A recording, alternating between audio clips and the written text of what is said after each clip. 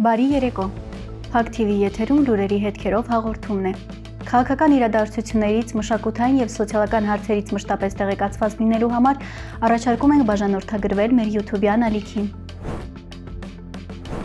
Բաքվում ապօրինաբար պահվող Արցախի նախկին պետնախարար Ռուբեն Վարդանյանը հերթական շինծ ու դատական նիստում հանդիպում է խնդրել իր փաստաբան Աբրահամ Բերմանի հետ։ Ընդմիջումից հետո Ռուբեն Վարդանյանը ներկայացրել է մեկ այլ միջնորդություն, հայտարարելով փաստաբան Աբրահամ Բերմանից հրաժարվելու մասին։ Այս միջնորդությունը նույնպես բավարարվել է, քանի որ Վարդանյանը հայտարարել է, որ այլ փաստաբանի հետ պայմանագիր չունի, ապա նրան դատապաշտպան կտրամադրի պետությունը։ Նման հայտարարություն են արել Բաքվի դատարանից։ Իր միջնորդությունը հիմնավորելիս Ռուբեն Վարդանյանը նշել է, որ հրաժարվում է փաստաբանի ծառայություններից, քանի որ դժգոհ է այսպես կոչված դատավարության ընթացքից։ Նշենք, դատական նիստը կշարունակվի հոկտեմբերի 28-ին։ Պաշտոնական տվյալների համաձայն Ադրբեջանում պահվում է 23 հայ գերի։ Սեպտեմբերի 2-ին Կարմիր խաչի միջազգային կոմիտեն հայտարարել է Ադրբեջանում իր գրասենյակի փակման մասին։ Իրավապաշտպան Սիրանույր Սահակյանի խոսքով գերիների շրջանում գրանցվել էին ինքնասպանության փորձեր։ Հարազատներն այս մասին տեղեկություններ էին ստացել հազվադեպ հեռախոսազանգերի միջոցով։ Միջազգային կազմակերպություններին սեպտեմբերի սկզբից ի վեր թույլ չի տրվում այցելել ապօրինաբար պահվող հայ գերիներին։ Հիշեցնենք, Ռուբեն Վարդանյանի գործը անջատվել է Արցախի Բաքվում ապօրինաբար պահվող ռազմաքաղաքական մյուս ղեկավարների գործից և քննվում է առանձին վարույթով։ Նրան առաջադրված է 42 մեղադրանք, որոնցից մի քանիսով նախատեսվում է մինչև ցմահ ազատազրկում։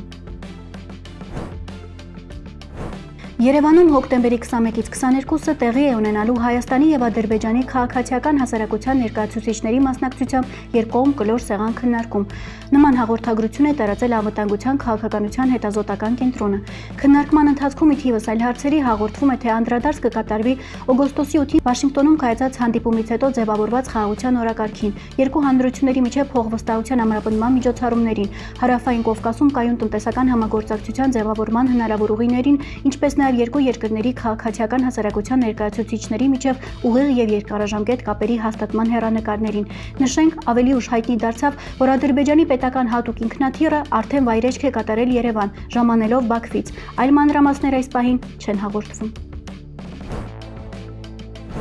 Հայաստանի Հանրապետության վարչապետ Նիկոլ Փաշինյանը անդրադարձել է հունվարի 1-ի զինծառայության ժամկետների փոփոխությանը։ Ի սկզբանե նախատեսված էր, որ այս կարգավորումը ուժի մեջ կմտնի 2026 թվականի ամառային զորակոչին, բայց Պաշտպանության նախարարի հետ քննարկում եմ ունեցել և որոշել ենք, որ օրենքն ավելի շուտ ուժի մեջ մտնի 2026 թվականի հունվարի 1-ից։ Այսինքն 2026 թվականի ձմեռային զորակոչից Հայաստանի Հանրապետությունում ժամկետային զորակոչը 2 տարվա փոխարեն կլինի 1.5 տարի։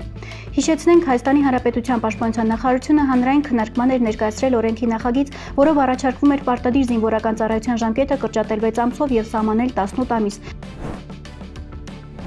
ԴՕԿ կուսակցությունը հայտարարություն է տարածել անդրադառնալով Փաշինյանի կայքում տեղ գտած ձայնագրությանը։ Ձայնագրության համաձայն, իբր մեր ձևով շարժումը մարդկանց շահագրգռել է մասնակցել հանրահավաքներին։ Ինչ կա բա։ Normal դու ասանչան։ Ապե երոնք եկել եկել Երևանի ժանգի բապե քայլեք բաններ, ապարակ եկել ենք ստեմը ժանում չի բեկալու մնգես չեմ ջոգում։ Յալը մեր քայլելը իմաստը որն է ախպեր։ Դե բարիմ տուն եմ ասում, արի մերյան, դե երիքա գնացիր գարի մերյան։ Զանգեցի անգամից գալու է, տենա ինձ չի տեսնեն գեր։ Դե ապե 40,000 գդիտա քայլի բեկալ եմ նոր են երգում սիրա։ Ախպերը ստիգա մերյան ինձ տենա, էլի, բդյա մոտից։ Դե հիմա զանգես դու իրան, ախպերացել ամենեն չեգա։ Չէ, հիմա դու զանգիրան ասա ախպեր ամենեն չեգան, եկե հակեն ինձ հրապարակ դու։ Կասես հրապարակն է ախպեր նոր, և զանգենք կասենք նոր եկանք, արի էլի դե վայ։ Արի հայատ, հա։ Այս դու զանգի էլի իրան ախպեր։ Արի։ Չտենամ միատ իրան ախպեր, հանուր չի բեկալում։ Չէ։ Բայց հիմա խի չի բեկալում երա։ Եզի խարն անդե մենակ չի տես ճոգեր։ Ինձ է հորսարակ չի տեսեն։ Ասկծան գենգեր ասենք, հա, բայց ընձի հիմա պետի տենալ ախպեր չողենք հետքան, ասպա եկեք ապել, ապարակ, ոտու միչել ենք հրապարակ, իրես ավտոզը կիմանյան չգիրեմ որ։ Դեկնա մինչև ավտոյիդ հետևից է թաս մինչև բեկալ ես գազ տոշնի հա, էլի։ Չեն բան չի, չեն են դետի մեր խաչի չէ արա ոնց կտա։ Իրան տանից թել է եկար,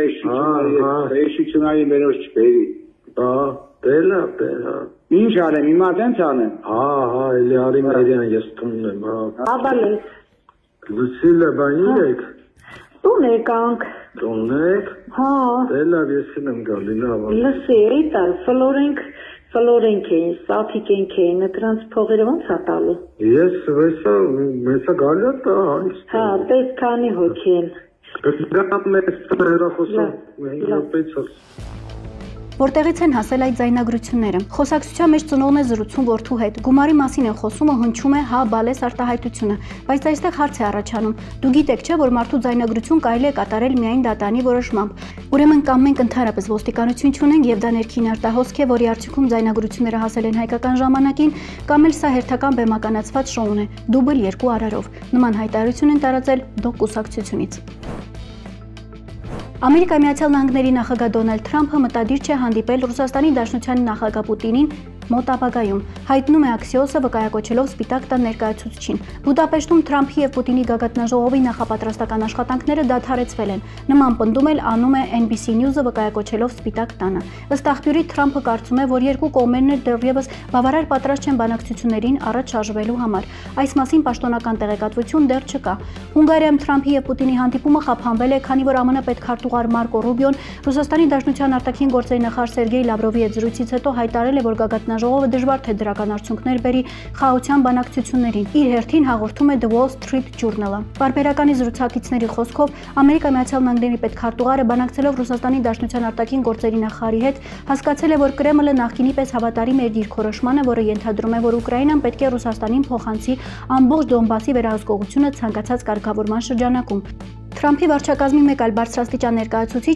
պարբերականին ասել է, որ Ամերիկայի Միացյալ Նահանգների նախագահի հեռախոսազրույցում Ռուսաստանի Դաշնության նախագահը հասկացրել է, որ պատրաստ է քննարկել որոշ հարցեր, որոնք կարող են մերձեցնել Վաշինգտոնի եւ Մոսկվայի դիրքորոշումները։ Ուստի որոշակի հույս կա ապագայում նոր հանդիպում անցկացնելու համար, նույնիսկ եթե դա տեղի չունենա այնքան արագ, որքան ակնկալում էր Ամերիկայի Միացյալ Նահանգների առաջնորդը։ Ադրբեջանը վերացրել է դեպի Հայաստան բեռների տարանցման բոլոր սահմանափակումները։